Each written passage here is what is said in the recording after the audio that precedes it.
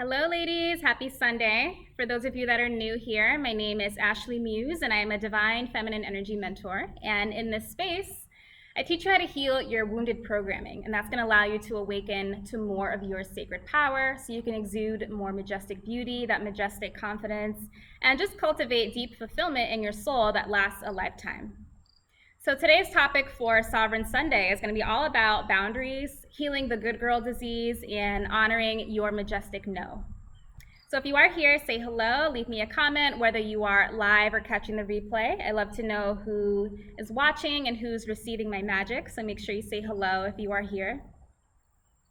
So this word no, it's such a simple two-letter word that can sometimes be a little scary to say. So let me know if you can relate to those moments of conflict where maybe you have like a split second to choose between honoring yourself and possibly in the guilt of possibly letting somebody down, or maybe giving other people what they want and giving them what they need, but doing it at the expense of your well-being, and how much heaviness and tension and anxiousness that can sometimes cause in you. So my opinion, based on my experiences and my studies, is that humans inherently have this embedded fear around abandonment.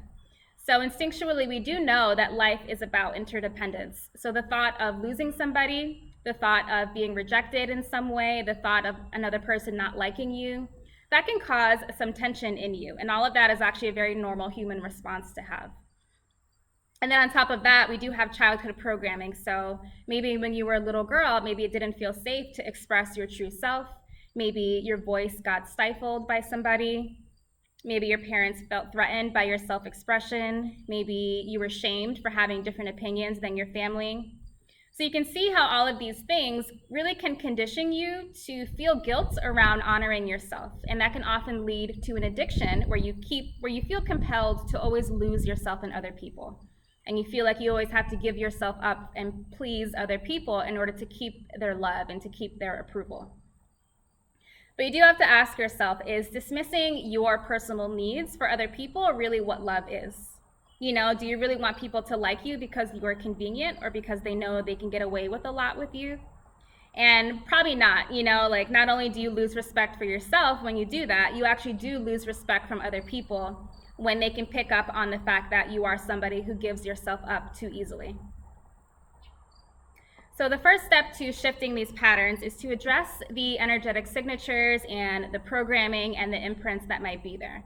So these are going to be our core beliefs that we picked up from our past experiences, you know, such as I'm not allowed to exist outside of other people.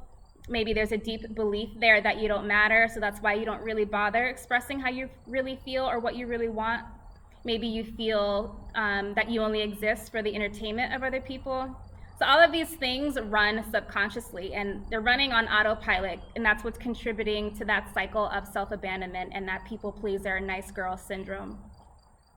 So it is really important to learn the right healing tool to transmute and to rewire these beliefs. And when you do that, that's going to allow you to elevate out of that pattern of being the nice girl and into a higher level of living and a higher template where you will get to a point where that desire to always want to lose yourself is going to melt away. And you know, you'll get to a point where you do feel worthy of your time and your space and your energy to be respected. So this is not a quick fix, you know, to fix this pattern overnight. It does require some time and some deep diving, you know, facing your shadow side and deep healing. But I will share a quick tool that you can incorporate in these moments of fear where you might feel hesitant to say what you need to say or to say no to somebody. And that's to ask yourself, like, what are you afraid of? You know, ask yourself, what am I afraid of when it comes to expressing myself in this moment? And trust whatever comes up. There might be, like, maybe there's a fear around abandonment that's there. There's a fear of being outcasted. Maybe you feel nervous to not be liked by that person. Maybe you're worried that you don't want to look too difficult around people. And all of that is valid. You know, acknowledge what's there and kind of hold yourself in that fear as valid.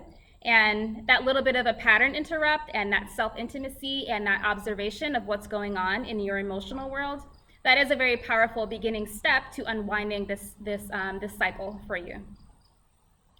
So something I want to acknowledge is that sometimes a woman can swing a little too far to the other end of being the nice girl and the good girl. where they become a little overly reactive, overly nitpicky, and critical of everything, thinking that's what it means to have boundaries. But I want to acknowledge that healthy boundaries are a lot different than reactivity. And there is an art to setting firm yet non-reactive boundaries. And this is something I go deep into in my program, The Art of Elite Feminine Sovereignty, where I gave my ladies an entire chapter on communication that I call sovereign relating. So what that is learning how to express yourself, but without the drama. You know, like there's a huge difference between stating your limits and stating how you feel versus like projectile vomiting drama and you know, your pain and your dysfunction onto everybody. Like one is going to be from the inner woman, which is the mature, wise part of you, and the other is from that inner wounded little girl that's within you. So it is really important to understand and explore and learn the differences between the two, because how you express yourself really does contribute to the type of people that you attract and the kind of responses that you get out of people as well. You know, and also it affects your self-esteem and your confidence as well.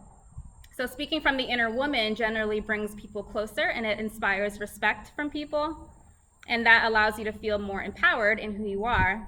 Whereas speaking from the wound, speaking from that little girl, repels people away. It calls in the wrong type of people, and it also brings down your self-esteem, believe it or not.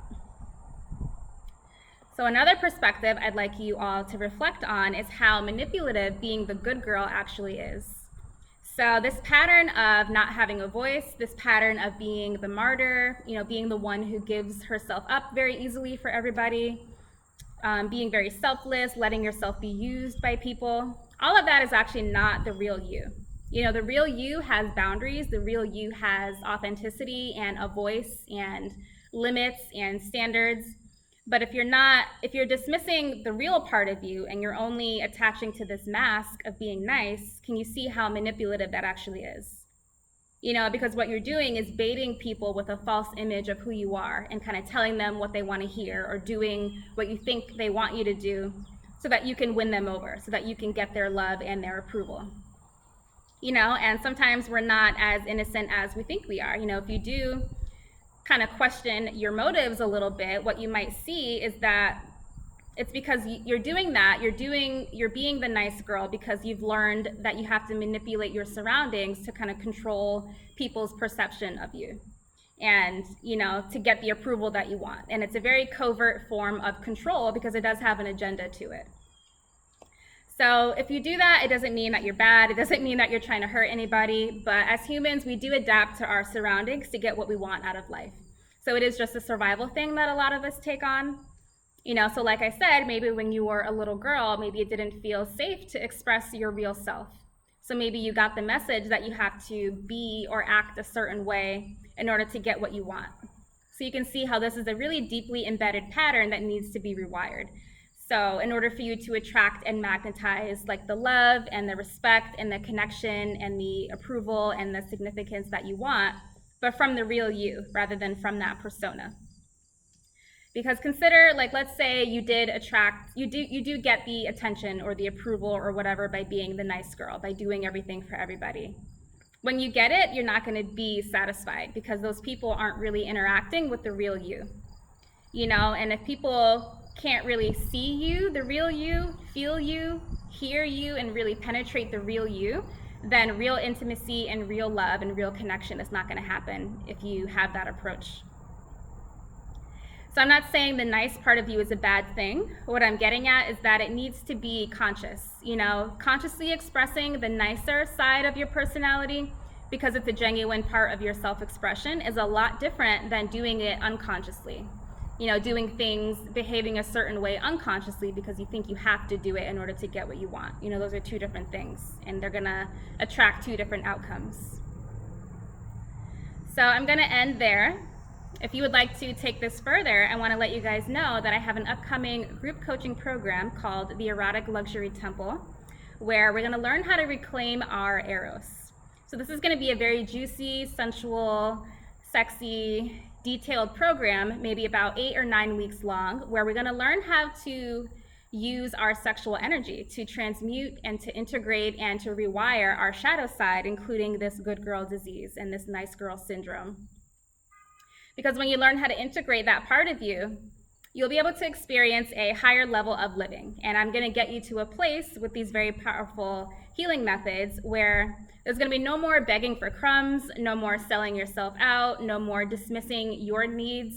And you'll be able to get to a point where your energy is going to be able to call in the reverence and the love and the connection and that sovereignty that you desire by just being you, by just being the authentic you.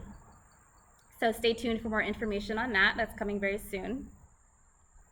And I want to acknowledge that, none of us can afford to keep ourselves in this cycle of being the good girl, of dismissing ourselves, of not having a voice, not having our authenticity, because you can't afford to keep yourself in this cycle of being controlled, being deceived, letting yourself be the doormat, because what kind of life is that?